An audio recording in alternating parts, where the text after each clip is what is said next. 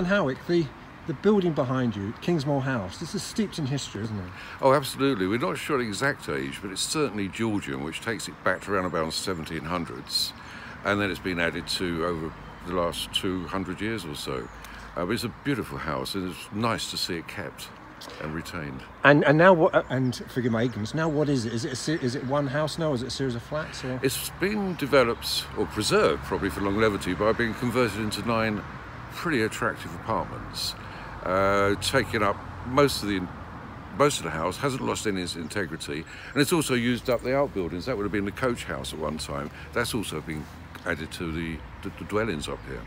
And you said that, about its integrity. Is that a carefully crafted matter that people got to make sure retains its features? Oh, it was a condition of the planning. Even when they started to replace the balustrades and the staircase, it had to be the same timber and the same design as the original staircase. So, yeah, everything. And I think English heritage has some influence, certainly through the planning point of view.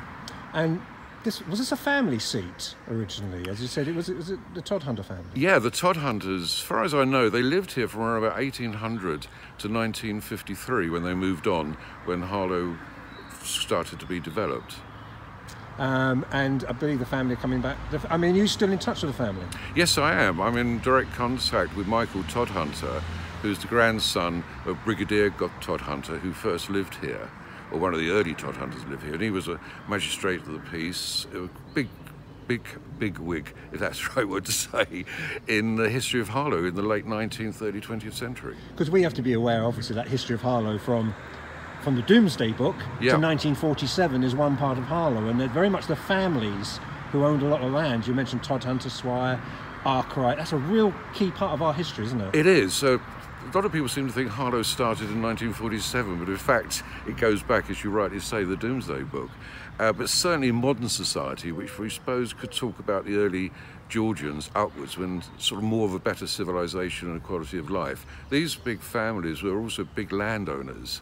And this estate of Kingsmoor House probably stretched 200-300 acres, took up most of the southern side of Harlow, through Great Pond and Little Pond, and right up to St Mary's Church. So it's a huge area, and it's important, as you said, with the building, keeping everything's almost, you pay respect and integrity, isn't it? Absolutely. I think, sadly, the history of Harlow as a new town in the early 50s and 60s, they neglected the historic part of our town, whether it's cottages or great big country seats like this. The town's done brilliantly, but it's a shame that we lost so much of the historic architecture over the years.